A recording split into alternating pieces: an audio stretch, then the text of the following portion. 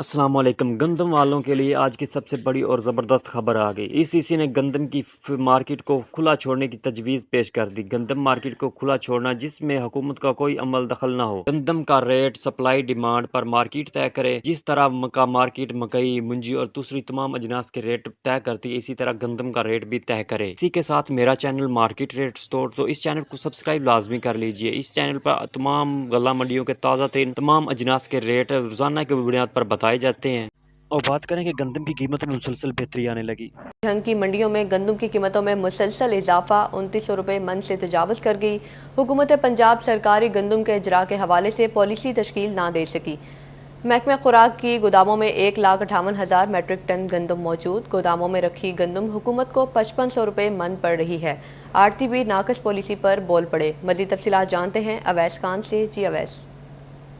بالکل، حکومت پنجاب کی جانب سے گندم کے اجراء کے حوالے سے واضح پالیسی اجراء نہ ہونے کے باعث جو ہے گندم کی مارکیٹ جو ہے وہ عدم توازن کا شکار ہے۔ حکومت کے پاس سرکاری گوداموں میں محکمہ خوراک کی رپورٹ کے مطابق ضلع بھر کے اندر 1,56,000 سے زائد جو ہے وہ گندم جو ہے وہ سٹاک کی گئی ہے، اور اس حوالے سے اس کے اجراء کی جو ہے پالیسی جو ہے تاحال جاری نہیں ہو سکی۔ اس حوالے سے میں غلہ منڈی کی آڑتی کے ڈائریکٹر چودھری خالد محمود نے ایک بیان میں کہا کہ اس سال گندم درآمد نہیں بلکہ برآمد کرنی ہے، لہٰذا اس سیزن میں گندم کی بمپر کراپ کے لیے تمام وسائل بروئے کار لائے جائیں گے تاکہ گندم کی زیادہ سے زیادہ کاشت کی جا سکے۔ اہداف سے بھی زیادہ اور ملکی ضروریات کو پورا کرنے کی بجائے بلکہ اضافی گندم برآمد کر کے ملک کے لیے قیمتی زر مبادلہ بھی حاصل کیا جائے، جبکہ محکمہ زراعت وزارت خزائی تحفظ نے کہا کہ اس سال رواں سال نسبت گندم کی پیداوار کم ہوگی۔ مارچ میں فیصلہ کیا جائے گا کہ گندم برآمد کی جائے یا نہیں۔ تو اس وقت بات کریں کہ چاولوں کی سب سے بڑی ایکسپورٹ پاکستان میں شروع ہو چکی ہے، اور چاولوں کے